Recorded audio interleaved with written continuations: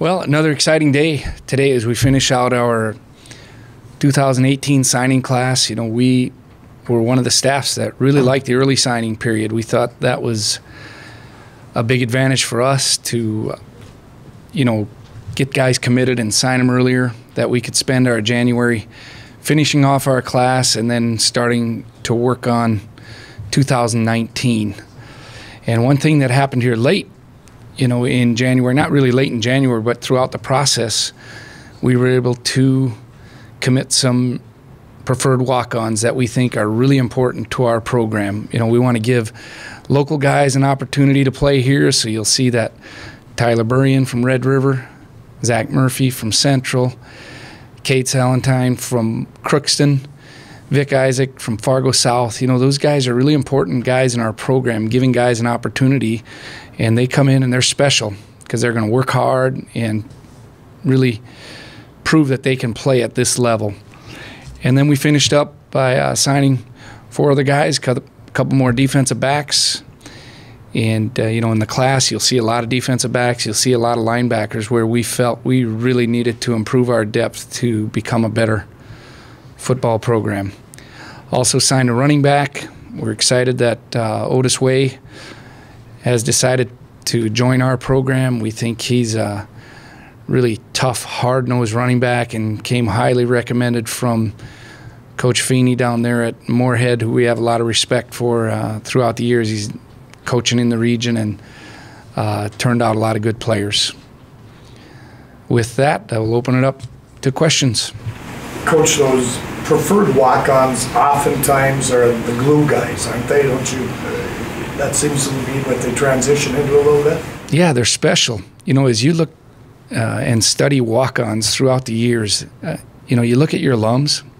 Some of those guys are your most loyal alums because it was just in their heart. They wanted to come and play at the University of North Dakota, and they work so hard and find their role, and they're patient, yet they're so driven to make the football team and to get on the field. So they are the glue, and they're a big part of this program. They have been for a long time, and we really look forward to working with those guys. And I think, the walk-ons that are really local, look at Zach Murphy. His dad played here, and he was so excited when we invited him to be part of the program, as well as the other guys. But he was one that was just so excited to get this opportunity, and we like the way he competes, and he plays a lot of sports, and he's a real competitor, so we're looking forward to working with him.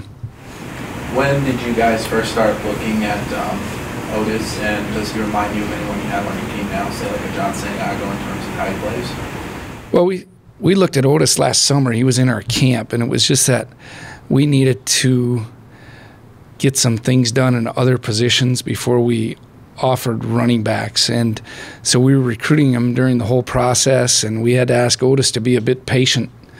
What he reminds us of, he's more of he's different than John.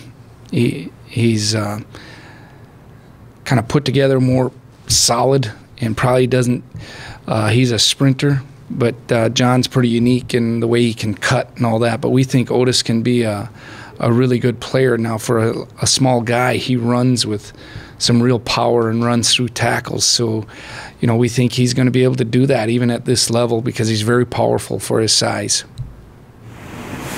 Is the Amsterdam thing just a coincidence, or what? Well, it's ties through Dylan Bacher, and we like. Tyron is here right now. We like the way he works in the weight room, and we're looking forward to getting him out there in spring ball to see how he can learn, and because those guys haven't played a whole lot of football over here yet. But Shivaldi is a really talented player. He was in for his visit, and he really looks good. And we look for him to be a rangy safety and really help us in the secondary. He can really cover ground, and he's going to have to keep learning. He hasn't played a lot over here. He's only played 1 year in the States, but he's played against good competition and practiced against really good competition once he came over here. Did Bacher's success give you some confidence that they could adjust well to what you do? I think so. Dylan was a very productive player for us, especially his last season. And anytime you have talent, you just think you feel like you can develop those guys, and they're good students. They love the game. They think this is really neat. As one of the side stories, Tyron, as he got closer to Grand Forks, he was really pretty emotional because this is a lifelong dream for those kids that grow up in another country to come and play Division I football in the States. And those are pretty neat stories. And once again, I think when there's emotion tied to things, you get a great effort by those young men. What do you think the identity is of this 2018 class, if you could describe it? I think a bunch of ham and eggers. We got a bunch of guys, and we signed a bunch because we really need to improve the depth, but we really feel like we have a bunch of tough guys. We think, Rain Slater out of Manitoba is a really tough offensive lineman. We think Ventrelli out of Como Park is really a hard-nosed kid. Waletzko's a big guy that can really bring some size to our front. And then we got a bunch of guys on defense we think that are really hard-nosed, and we need to get to that point as we, improve our football team. We just felt that we needed to take that step forward and get back to more of that hard-nosed defensive mentality after not being where we wanted to be in 2017. So going into spring ball, where do things kind of stand with the quarterback? Well, we're excited about our quarterback competition. This is the first time we're going to have competition like this in a while, but Andrew Zimmerman got an opportunity to play, and we like Brock Boltman as a young guy out of Edina, and he shows good leadership capabilities. And then Nate Ketteringham, who had to sit out this year due to transfer, is really athletic. We like the way he moves, and he's got a strong arm, and we think there's going to be very good competition, and that'll make our position better. Does that, not taking a quarterback in this class, does that make that a focus of 2019 recruiting class? Sure will be. Yeah, it's a must next year, and we're still going to look to get a walk-on quarterback to get the fourth guy.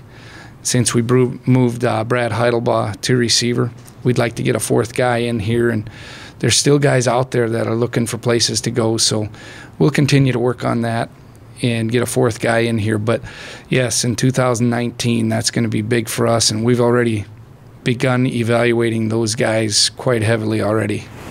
What did you see out of a guy like Bo that kind of encouraged you guys to offer him? Athleticism. We think he's, in the mold a little bit like Hunter Pinkey. He's got some good size and growth potential. You go watch him practice basketball. He's hard-nosed, he's athletic, and we think he can really develop. It's going to take him some time, but we think he's got that inside him that he'll work hard to develop into a very good tight end for us.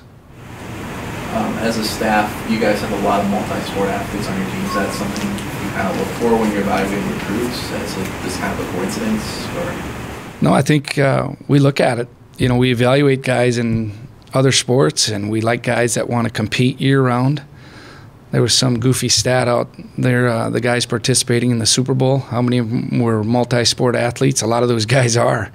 They love to compete, and I think, you aren't going to be 100% multi-sport athletes, but for football players, you take Matt Waletzko, for instance.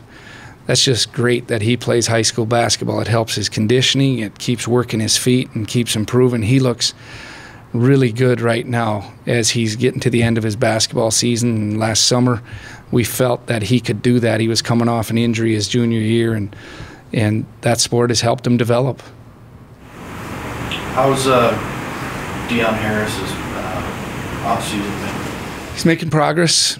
It's going to be it's a long process. So when we've dealt with that type of what he's dealing with that injury, it's going to go down to a 12-month process. But he's making really good progress right now, and it's really good to have him back working out with the team. He's not cleared to do everything, but he's doing a number of the things with the team now, and that's part of getting him back into the fold and being part of the team. That's the one thing you always get concerned about when guys are lost long-term to injury.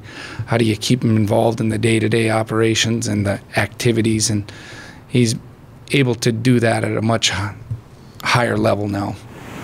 And what do you see out of a guy like Everett Williams coming from Minnesota? How do you think he'll help you guys out this year? Big physical presence. You know, we last time we were sitting here on our early signing date, it was such a process because he's in graduate school. It takes a little bit longer to get him admitted and all that paperwork in with transcripts and all that. And we just think he's going to bring a real physical presence. He's a big dude that has really, he's strong in the weight room. He's very strong, and he's played against good people. So we think he'll bring a physical presence at inside backer for us.